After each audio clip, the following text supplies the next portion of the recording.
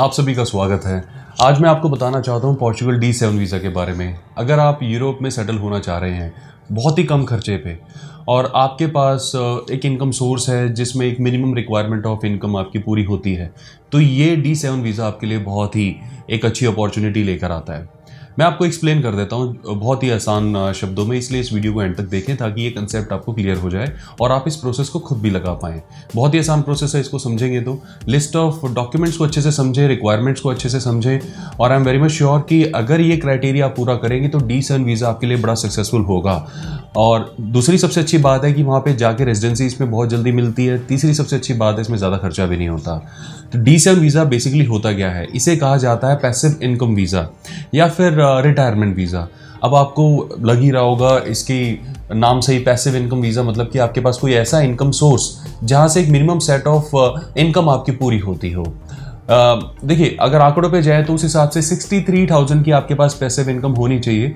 अगर आपके पास ये पैसिव इनकम पूरी होती है तो उससे आप इस वीज़ा कैटेगरी के लिए एलिजिबल हो जाते हैं। यानी हो सकता है आपके पास रेंट आता हो जिसका आपके पास एक लीगल कॉन्ट्रैक्ट हो, या आपने कोई एफडी करा रखी हो बैंक में जिसका इंटरेस्ट मिला के इतना आता हो, या फिर थोड़ा सा इंटरेस्ट या थोड़ा सा रेंट आपका मिला के ये सैलरी क्राइटेरिया को पूरा करता हो, या फिर हो सकता है आप किसी कंपनी में पार्टनर हो जहाँ से आपको आपका जो प्रॉफिट का शेयर है वो मिलता हो, या फिर आपने कहीं पे शेयर डाल रखे हो जिसके डिविडेंड आपको रिटर्न में मिलते हो।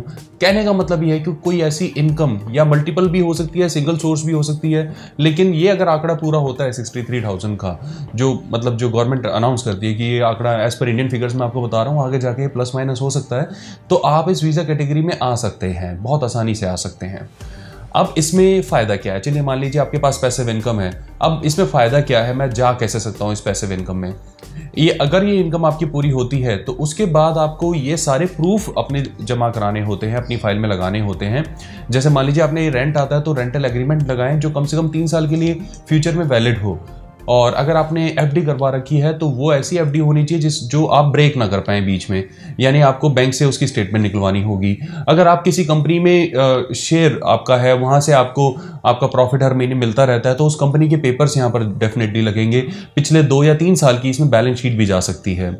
इसके अलावा अगर आप कहते हैं कि भाई मैंने शेयर्स लिए हुए हैं पर्टिकुलर कंपनी के और वहाँ से मुझे डिविडेंड आता है, तो जो भी आपने शेयर जिस भी ब्रोकर के थ्रू लिए हैं या किसी बैंक के थ्रू लिए हैं, डायरेक्ट कंपनी में इन्वेस्ट किया है, तो उसकी स्टेटमेंट और उसके प्रूफ आपको साथ में लगाने होंगे और पिछले 1 साल का रिकॉर्ड दिखाना होगा कि आपको मंथली कितने आपका जो प्रॉफिट है वो आ रहा है।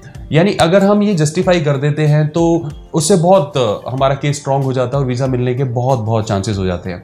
अब इससे पोर्चुगल गवर्नमेंट को क्या फ़ायदा है, मान लीजिए किसी की इनकम, ये तो कुछ खास इतनी ज़्यादा इनकम है भी नहीं कि भाई किसी मतलब इसको बहुत मुश्किल हो, तो लेकिन पोर्चुगल गवर्नमेंट को इसमें क्या फ़ायदा है, इसमें सीधा सा फ़ायदा है कि मुर्गी उनके घर में दाना खाएगी और हमारे घर में अंडा देगी, वही चीज़ है। यानी इनकम आ रही है इंडिया से, इन्वेस्ट हो रहा है पोर्चुगल में।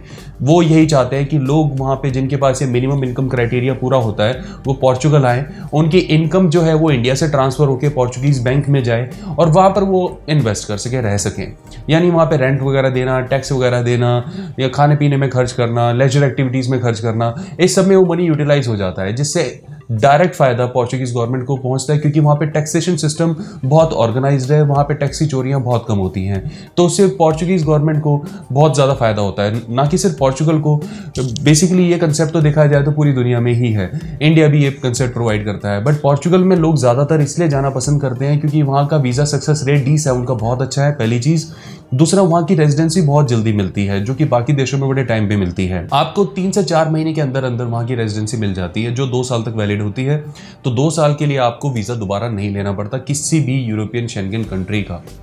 ओके, तो इसका ये एडवांटेज हो जाता है। उसको आप रिन्यू कराते तो फिर 3 साल की लिमिट मिलती है और 5 साल बाद सीधा आप सिटीजनशिप के लिए एलिजिबल हो जाते हो और आप पासपोर्ट ले सकते हो। पासपोर्ट लेते हो तो आपको अपना इंडियन पासपोर्ट इंडियन एम्बेसी में सरेंडर कराना होता है और फिर पोर्चुगीज़ पासपोर्ट आपको मिल जाता है। एक छोटा सा लैंग्वेज टेस्ट भी होगा, लेकिन अगर आप 5 साल किसी देश में रहते हैं तो डेफिनेटली उनकी लैंग्वेज थोड़ी बहुत तो सीख ही जाते हैं।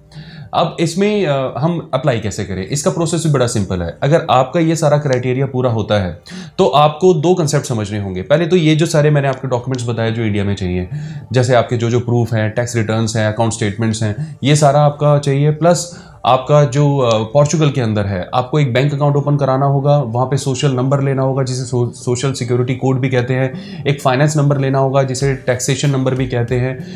ये बहुत आसान होता है। अगर आप पोर्चुगल में कोई बहुत ही रिलायबल कोई आपका नेटवर्क है तो आप उनके थ्रू करा सकते हैं, अदरवाइज आप हमारे पास भी आ सकते हैं। हमारा पोर्चुगल में बहुत ही रिलायबल नेटवर्क है because we are registered in Portugal, हमारा ऑफिस है वहाँ पे, तो ये फॉर्मेलिटीज़ हम भी आपके लिए पूरी कर सकते हैं। अदरवाइज अगर आपका खुद का नेटवर्क भी है तो भी ज़्यादा डिफिकल्ट नहीं है, आप डायरेक्टली वहाँ से भी करा सकते हैं। तो वहाँ पे ये चीज़ें कराने के बाद आपको सेफ से अप्रूवल लेना होगा। सेफ एक इमिग्रेशन हाउस है और वहाँ से अप्रूवल लेने के बाद ये सारे डॉक्यूमेंट जो वहाँ से पोर्चुगल में आते हैं, प्लस जो ये सारे डॉक्यूमेंट जो इंडिया में चाहिए, इनको असेंबल कराएं। साथ में अपना PCC यानी पुलिस क्लियरेंस सर्टिफिकेट और अपना मेडिकल टेस्ट का प्रूफ जमा करा के आप D7 में अपॉइंटमेंट लेके इस सारे डॉक्यूमेंट्स को पोर्चुगीज एम्बेसी में सबमिट करा सकते हैं। सबमिट कराने के तकरीबन 1 से 2 महीने के बाद आपका रिजल्ट आने की संभावनाएं रहती हैं। इन बिटवीन एम्बेसी का पूरा राइट होता है, वो आपसे और डॉक्यूमेंट्स भी मांग सकती हैं और क्लैरिफिकेशन भी ले सकती हैं, और इंटरव्यू भी D7 में होने के बहुत हाई चांसेस होते हैं। इंटरव्यू कैसे होता है इसके ऊपर डेफिनेटली मैं आपको अच्छे से गाइड करूंगा, और इसमें अगर आपको हमारी कोई भी हेल्प चाहिए जैसे एलिजिबिलिटी वगैरह चेक करने के लिए, तो हम अपने लॉयर्स जो हमारे अटॉर्नीज हैं, इमिग्रेशन लॉयर्स हैं पोर्चुगल के अंदर, हम उनकी हेल्प लेते हैं, जो हमें बहुत ही अच्छी गाइडलाइंस देते हैं, जिससे हमारे जो कैंडिडेट्स हैं, क्लाइंट्स हैं, उनका काम हो जाता है वहाँ पे। तो ऐसी कोई अगर आपको हेल्प हमसे चाहिए तो उसके लिए भी आप इन दी हुई डिटेल्स पे कॉन्टैक्ट कर सकते हैं। तो ये थी सारी डिटेल्स D7 वीज़ा की। आप में से काफ़ी व्यूअर्स हैं जो कह रहे थे हमारे पास इतना इनकम है, क्या उसका कुछ यूज़ में आ सकते हैं, तो ऐसे आप इसे यूज़ में ला सकते हैं और पोर्चुगल में एक नया चैप्टर अपनी लाइफ में शुरू कर सकते हैं। इसके लिए अगर आप चाहें तो आप हमें डेफिनेटली कॉन्टैक्ट कर सकते हैं। अपना समय देने के लिए धन्यवाद। बाय।